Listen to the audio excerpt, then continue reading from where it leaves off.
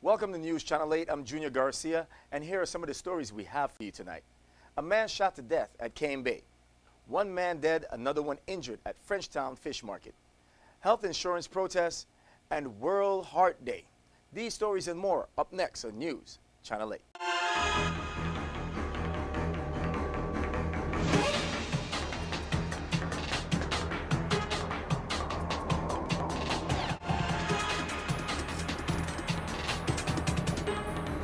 In our top story, Criminal Investigation Bureau detectives on St. Croix are investigating a fatal shooting of a male that occurred in Cane Bay. Melody Rames has the details. Criminal Investigation Bureau detectives on St. Croix released the name of the victim in the shooting at Cane Bay. He has been identified as Leodell Isles of St. Croix. He was 30 years old. This is an ongoing investigation and police are withholding any additional comments on the incident. Police do urge anyone who has any information regarding this fatal shooting to call detectives at 712-6077, 712-6037, or say what you know anonymously by calling Crime Stoppers USVI at 1-800-222-TIPS. The shooting occurred at about 6:45 p.m. on September 29th. 911 emergency dispatchers reported receiving several calls regarding the incident. When officers arrived on the scene, they observed the victim lying in an open field near the Eat at Cane Bay restaurant. Emergency medical technicians on the scene said that the victim was unresponsive. The victim was taken to the Governor Juan F. Louis Hospital and Medical Center where he was pronounced dead. In other news, major crime detectives on St. Thomas are investigating a fatal shooting that left one dead and one injured in Frenchtown. Major crime detectives on St. Thomas are investigating a fatal shooting that left one man dead and one injured. Police have identified the deceased victim as 27-year-old Andre Christian. A second victim, age 21, is in critical but stable condition, according to detectives. Both victims were shot multiple times. Police were dispatched to the Frenchtown Fish Market at about 11:25 p.m., September 28. The emergency technicians on the scene found one victim unresponsive and a second victim injured. Christian was taken by ambulance to the Snyder Regional Medical Center where he was pronounced dead. The second victim was taken to the hospital by private vehicle and treated by the medical staff. According to the preliminary investigation, police said shots were fired when an argument ensued among several people during an alleged gambling game. The major crime detectives continue to actively investigate this case. There was a protest today in Frederiksted at Legislature Building as folks gathered to let their voices be heard about their concerns with the new health insurance. All right, good morning. I'm here, Junior Garcia. I'm here with Ms. Abdullah Lee. How you doing this morning? Fine, thanks. Good to have you with us. I'm the secretary for the organization, so we're here. We're protesting. We're really saying that we want Plan F for the insurance, and we want the government or the senators really to put aside some $3 million for that, plus the 10% that the governor said he was going to make available for the budget. The Plan F is one means that we don't have to deal with a lot of out-of-pocket expenses and so forth. And seeing that we had a 65% increase just recently, we really feel as though it's only fair now that we should get the help that we need from the legislature. They're meeting today, and that's the reason for the protest here. And you see my friends here, protect those who serve the community. We want Plan F. Hovensa and Diageo get some sweet deals. How about a deal for us? Yeah. Deal for us. That's right. Yes. And let me let one of my colleagues here speak. All right. Hi. How are you doing this morning? Tell everyone your name. Phyllis Nielsen. All right, Ms. Nielsen. Tell us about why you're here right now this morning. Because the plan that is being proposed is going to be very hard for some people to afford. If they get sick, the deductibles are high. They have to pay a percentage rather than a certain amount. It also does not have a family plan. One side we're hearing there's no family plan. Another side we're hearing there is. So that means if we're paying per person, if you have 3 or 4 people in your family needing this United Healthcare supplement, it would be hundreds and hundreds of dollars a month, almost like a mortgage, to pay for health insurance. So the Plan F is the very best deal for us, and we really hope the Senate will consider it on this very short notice they have. Now, how important is Plan F right now with the situation that we have going on? I see the people out here, they're rallied up, everybody's passionate about this deal. How important is Plan F, do you think, as far as your standpoint? More important than important. That is really something that we really need to look after the needs of the people. We've been trodden down for far too long, and I think it's about time that our senators and the people in charge look upon us as people in the community. Don't just try to pass us off because we're 65 and over. We still have a lot to offer to the community, and we have to do what we need to do to get Plan F. That is the plan for us, and that's the only one we're going to stand for. And I think that the people over 65 should be treated better. I think that we got government money trying up in the sky and walking away from it. We got the Diageo deal. We got the scam complex here where they find all this money. We just find $5 million to give them to go fight a case that the governor don't want to fight with Hovenza.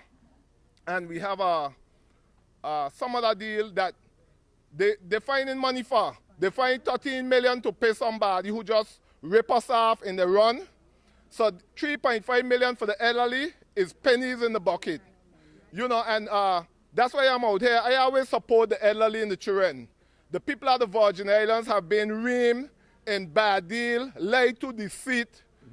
We got the most deceitful set of and scrupulous misfit leaders frauding the public for so long, and I think they should take care of the elderly because they're going to get old too. That's why I'm out here today. As you could see my sign say, I love my country, but fear my government. Because this government have fear in the people now they're talking about laying off. WAPA going up, food price going up, everything going up, but the retirees check going down. It need to go up instead of go down. So here I am representing the people. Give the people what they want. Plan F. When they want vote, they say vote for me, I'm going to take care of you. So here the elderly say give me Plan F, give them Plan F. Have a good day. And we're here. Everybody's ready for Plan F. I'm Junior Garcia, Channel 8 News. Thank you. Signing out. Stay with us. We have more news after the break. This is News Channel 8.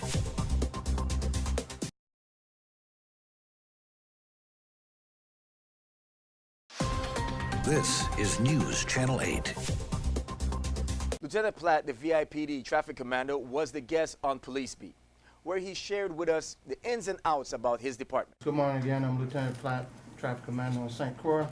The functions of the Traffic Investigation Bureau is to enforce the laws related to traffic and highway safety, investigate traffic accidents, crashes, supervise and educate the public on the needs of the Traffic Investigation Bureau and how to safely traverse the roadways. And we're also responsible for the supervision of the school crossing guards. Just like when you're growing up as a kid, where you start doing small things first and then you graduate to bigger things. Traffic laws are very important. It establishes rules and regulations, even though a lot of times there may not be criminal acts, but it could lead to other stuff. You know, a lot of the crimes that are committed are done using vehicles over the roads, and it's a very important aspect of the law that we have to adhere to. I think we could use about 5 or 6 more officers, and we're still able to do, like Lieutenant Jarvis said, our functions in a professional manner. And we encourage the other patrol officers to assist us when they can, and they come over and do overtime with us to assist us in our traffic initiatives. And I appreciate that from them. So you're saying that it's not just the traffic investigators that's required to do traffic enforcement? Exactly. Parking, issuing of citations, conducting traffic stop for running of red lights, for running stop signs is also the responsibility of all police officers. Is that correct? Exactly. Lieutenant Platt also talked about the crash data retriever, the new device in cars now. Lieutenant Jarvis basically covered the training because we have parity. Normally the training that we receive is across the board. But one thing I think she didn't mention was the crash data retriever training, where we are able to download information from vehicles that are involved in crashes and use them in our investigation to determine speeds and things of that nature. Is that similar to the black box that you find on airplanes? Yes. Wow. So no information is left out of it. When the accident occurs, obviously you're able to go back and review that black box and, Yeah. and make a determination what may have contributed to the accident. Yes, it's triggered by an event like a airbag deployment or hard braking. And it picks up like 5 seconds prior to the crash. And that particular system is available in all vehicles or just recent vehicles? Well, as of 2013, the Department of Transportation requiring all new vehicles have it in there. And if they have it in there, they have to make it accessible to law enforcement. Okay. Commissioner Smalls, feel free to, again, just do a little bit of an intro and we'll get to more specific questions. But welcome to the studios here this morning. And if you feel free to do a little intro. All right, again, I just say good morning to you and good morning to your listening audience. It's always a pleasure to have the opportunity to come before the community, especially here on the island of St. Croix, to highlight some of the activities that the department is engaged with, and in particular of your program this morning as we talk about roads and accidents and what have you. That crash data or accident information is also critical to the Department of Public Works because it helps us from a planning standpoint if we can identify areas that we have repeated accidents. That makes us take a look at the road conditions again in that specific area to see whether it's the road surfaces, line of sight, or a number of issues along that line. It's also critical for us because we're trying to be a little bit more aggressive right now following accidents that damage guardrails, traffic signals, signage, or what have you, because that's a reoccurring expense to the department, and we need to start going after the insurance companies for that. Don't touch that remote. We got more news for you right after these messages. This newscast has been sponsored by Mario's Virgin Crystal. Let us save you the hassle of lugging those jugs around. Purified bottled water conveniently delivered to your home or office. Also available in your favorite grocery store. Call 773-2810. This is News Channel 8.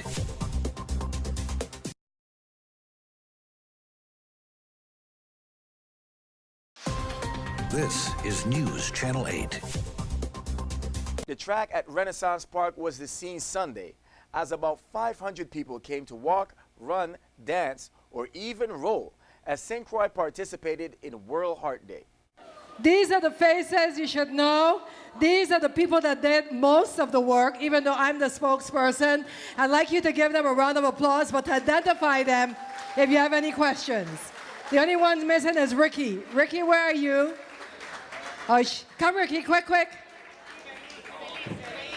And Elise is at the registration table, so you may have met us. So these are the individuals who can give you instructions and give you advice and give you information. The staff of the Virgin Islands Medical Institute. Thank you. Cardiovascular disease still remains a number one killer in the U.S. and also in the territory. And it's unfortunate, but it is still a real thing. And all of the conditions that lead to cardiovascular disease are rampant here.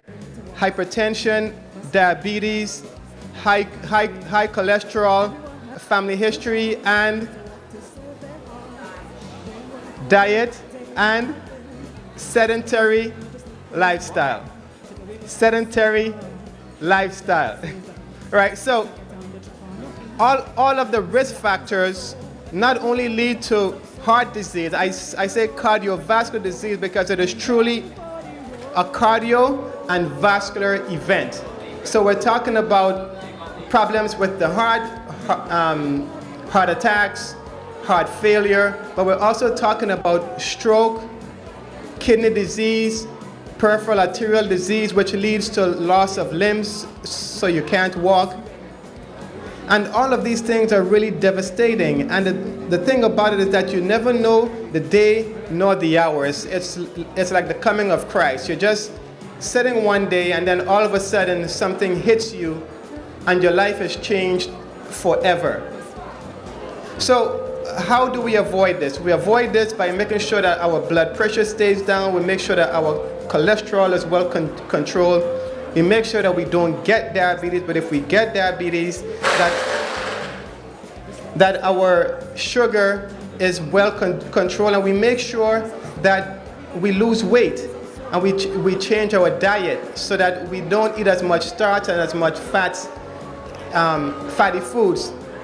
And probably the most important thing is lifestyle. It is getting up, not being sedentary anymore. I'm Junior Garcia, and I'm here at Renaissance Park, and we are here. Every step saves a beat.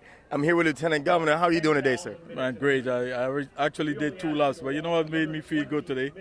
I had the opportunity to do the first lap with Miss Big Heart representing the National Heart Day today.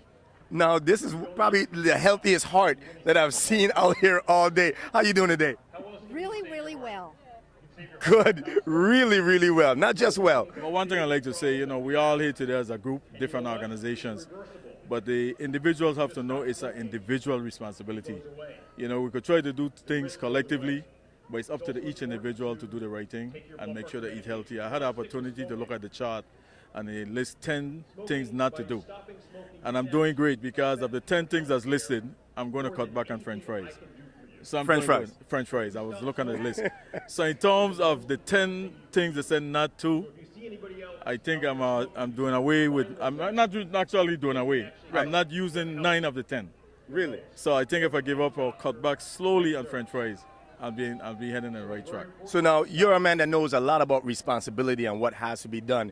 Now, give us a responsible tip besides French fries, something that you already do that you think is really good as far as your health. Well, number one, I know we're at Renaissance Park. I'm not a user of alcohol. I never smoked a cigarette in my life. But again, each individual has their own liking and doing. But I do a lot of exercise myself, serving 27 years in the military. And it's something I need to get back into. I don't like to say get back into. I like to say forward. Right. So today, give me an opportunity to get back on the track because I used to do 3 laps every morning.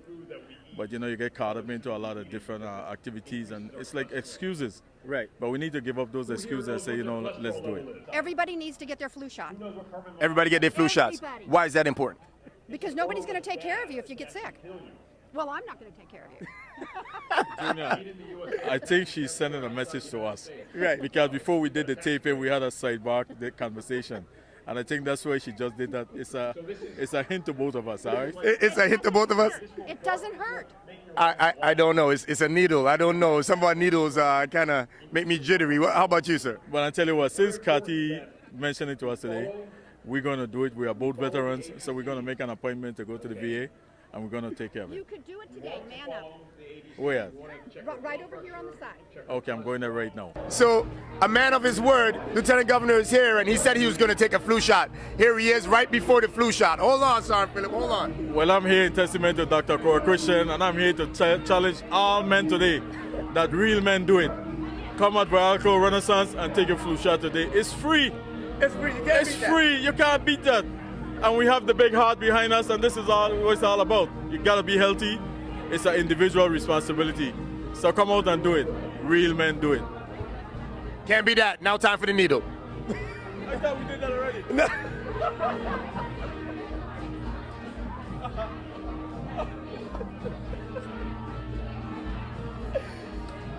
That's it. Let's do it again. Let's do it. Your weather forecast is up next. Your weather coming up next.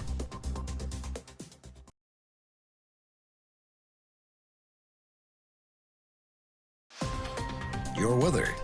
Beautiful day today to start off the work week. Will that trend continue? Here's a look at your weather forecast. Tonight, isolated showers and thunderstorms, mostly clear with a low around 83. East wind around 15 miles per hour. Chance of precipitation is 20%. Tuesday, isolated showers with thunderstorms, also possible afternoon. Mostly sunny with a high near 89. Heat index values as high as 103. East wind around 15 miles per hour. Chance of precipitation is 20%. Tuesday night, isolated showers, partly cloudy with a low around 83. East wind around 17 miles per hour. Chance of precipitation is 20%. Wednesday, isolated showers with thunderstorms also possible afternoon. Mostly sunny with a high near 90. East wind 16 to 18 miles per hour. Chance of precipitation is 20%. Wednesday night, scattered showers and thunderstorms, partly cloudy with a low around 83. East-northeast wind around 17 miles per hour. Chance of precipitation is 50%. New rainfall amounts between 1/10 and 1/4 of an inch, except higher amounts possible in thunderstorms. And that's our Channel 8 News weather. That's a look at your local news. I'm Junior Garcia. World News is up next. Good night, Virgin Islands.